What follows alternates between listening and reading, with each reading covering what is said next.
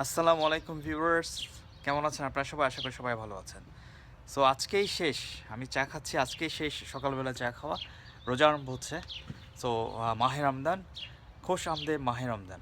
আপনারা হয়তো ভাবতে পারেন খোশ আমদে শব্দটা কোত্থেকে এলো? খোশ আমদে এটা আমিও জানতাম না। খোশ আমদে হয়তো অনেকে হয়তো ভাবতে পারে এটা অ্যারাবিক শব্দ। আসলে এটা অ্যারাবিক শব্দ না, আমি জানতে পেরেছি এটা হচ্ছে ফার্সি শব্দ। ফার্সি শব্দ কোথায় বলা হয়? ফার্সি ইরানে বলা হয়, পার্সিয়ানরা। সো ইরানের শব্দ হচ্ছে, ইরানের ভাষা হচ্ছে ফার্সি, আর খোশ আমদে হচ্ছে স্বাগতম মাহে রমদান। সবাইকে খোশ আমদে মাহে রমদান। নামাজ, রোজা এগুলিও বোধহয় আপনি ফার্সি শব্দ। এগুলি আপনার আরবিতে হচ্ছে সালাত, সাওম, আপনারা হয়তো জানেন।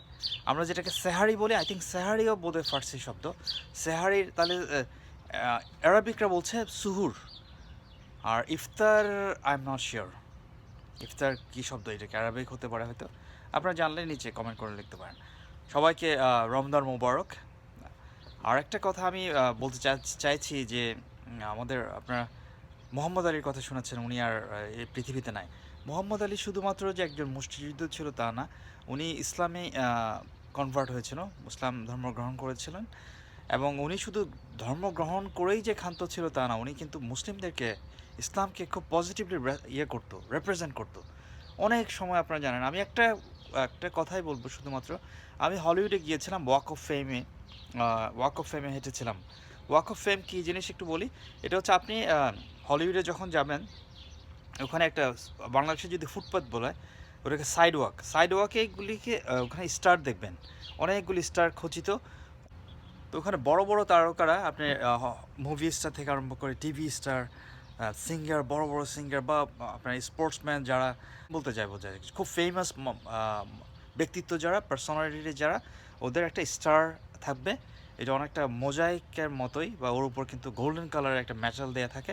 ওটাকে ওই ধরনের আপনার ওরা নামগুলি স্থাপন করে থাকে ওই ওয়াক অফ ফেমের উপরে। কিন্তু আমি শুধুমাত্র একমাত্র মোহাম্মদ আলীর নামটাই দেখলাম। আমাকে এক্সপ্লেন করেছেন, আমাদের একজন বাংলাদেশি ভদ্রলোক ছিলেন, উনি এক্সপ্লেন করেছিল যে একমাত্র মোহাম্মদ আলীর নামটাই হচ্ছে এখানে সাইড ওয়াকে নাই, ফুটপাথে নাই, ওটার না, ওই নামটা উপরে দেয়ালে দেয়া হয়েছিল, একমাত্র নাম যেটা কিনা হান্ড্রেডস অফ ওখানে নেমস আছে, তারকার নাম, তার মধ্যে শুধুমাত্র মোহাম্মদ আলীর নামটাই উপরে দেয়া হয়েছে। কারণ মোহাম্মদ আলী রিকোয়েস্ট করেছিলেন যে আমার নাম হচ্ছে মোহাম্মদ আলী, আর মোহাম্মদ ফার্স্ট টাইমটা, মোহাম্মদ হচ্ছে আমাদের নবী সাল্লাল্লাহু আলাইহি ওয়াসাল্লামের নাম, পিস বি আপন হিম। ওনার নাম আমি চাইবো না কেউ এটা স্টেপ করুক, কেউ এটার উপরে পা দিক। ওই জন্য উনি ফুটপাতে দিতে দেয়নি, উনি ফুটপাতে না দিয়ে ওটাকে ওয়ালে দিতে বলেছিলেন, এবং পরবর্তী সময়ে ওটাকে ওয়ালেই দেওয়া হয়েছিল, ওনার রিকোয়েস্টটাই রাখা হয়েছিল। এই ধরনের উনি সম্মান করতেন, এবং এটা পাবলিকলি, উনি কিন্তু এই না যে কাউকে বলতে কোনো হেজিটেট করেছিলেন। আমার যে ছবিটা ওখানে তুলেছিলাম আমি, ওই ওয়াক অফ ফেমে, আমার ওই ছবিটার কথা কোথায় রেখেছে আর মনে পড়ছে না। ওরা আমার এক মামা থেকে নিয়েছে, আমি এখন দেখাবো। এটাই হচ্ছে হলিউডে রাখা মোহাম্মদ আলীর সেই বিখ্যাত নাম, যেটা কিনা ওয়ালে স্থাপন করা হয়েছিল, ফুটপাতে না। এটা আমার মামা থেকে নিয়েছি। আশপাশটা যদি উনি ভিডিও করতো বা ছবি তুলতো, তাহলে বোঝা যেত যে এই নামটা ওয়ালে, ফুটপাতে না। এই জিনিসটাই আমি শেয়ার করতে চাইছিলাম, আপনারা প্লিজ শেয়ার করবেন। আর থ্যাংক ইউ দেখার জন্যে। এরপর আমি আবার আমার ব্লগিংয়ে ফিরে আসছি। এই সুইমিং পুলটা গতকাল এখানে সেট আপ করেছে। এখন ইমরানকে এখান থেকে নেওয়াটা নাকি খুবই কষ্ট হয়েছে, এবং নেওয়ার পরে সে খুব কান্নাকাটি করেছে। সে খুবই পছন্দ করে বাচ্চাদের সুইমিং পুল এগুলি। সে কান্নাকাটি করছিল বাইরে চলে আসার জন্য। তো যাই হোক, আমি গতকাল ভিডিও আপলোড করতে পারিনি, সরি অ্যাবাউট দ্যাট।